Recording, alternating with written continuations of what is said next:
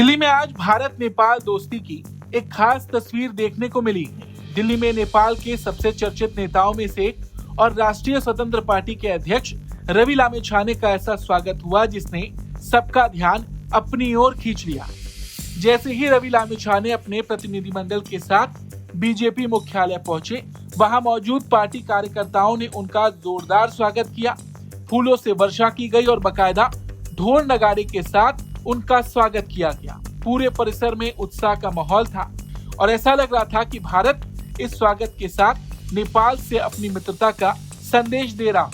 रवि लामिछाने ऐसे समय पर भारत पहुंचे हैं जब उनकी पार्टी नेपाल की राजनीति में एक मजबूत ताकत बनकर उभरी है। हालिया चुनावों में राष्ट्रीय स्वतंत्र पार्टी ने ऐतिहासिक सफलता हासिल करते हुए सत्ता तक पहुंच बनाई और अब क्षेत्रीय राजनीति में उसकी भूमिका लगातार बढ़ रही है। वहीं बीजेपी मुख्यालय में स्वागत के बाद रवि लामिछाने की भारतीय जनता पार्टी के अध्यक्ष नितिन नवीन के साथ बैठक हुई। ये मुलाकात कई मायनों में खास मानी जा रही है क्योंकि नेपाल की सत्तारूढ़ पार्टी और भारत के बीच औपचारिक राजनीतिक संवाद की ये एक अहम शुरुआत है। बैठक के दौरान दोनों नेताओं के बीच संगठन निर्माण, लोकतांत्रिक प्रक्रियाओं, जनसंपर्क अभियानों और राजनीतिक अनुभवों के आदान प्रदान जैसे विषय पर चर्चा हुई। साथ ही भारत और नेपाल के बीच लंबे समय से चले आ रहे ऐतिहासिक, सांस्कृतिक और जन स्तरीय रिश्तों को और मजबूत बनाने पर विचार विमर्श किया गया।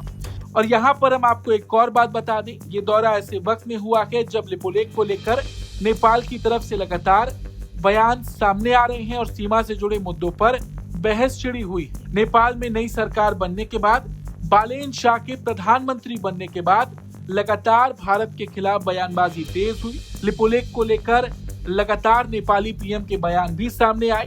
तो ऐसे में नेपाल की राष्ट्रीय स्वतंत्र पार्टी के अध्यक्ष का ये दौरा अपने आप में अहम हो जाता है। इसके अलावा दिल्ली में रवि लामिछाने का कार्यक्रम सिर्फ राजनीतिक बैठकों तक सीमित नहीं रहेगा। उनकी विदेश मंत्री डॉक्टर एस जयशंकर से मुलाकात भी प्रस्तावित है और इस बीच ऐसी रिपोर्ट्स हैं कि प्रधानमंत्री मोदी भी उनसे मुलाकात कर सकते हैं। माना जा रहा है कि इस दौरान दोनों देशों के संबंधों, क्षेत्रीय सहयोग और लोकतांत्रिक साझेदारी जैसे मुद्दों पर चर्चा हो सकती है। कुल मिलाकर दोनों देशों के बीच भरोसे और संवाद को और मजबूत करने की दिशा में ये दौरा नई राह खोलेगा।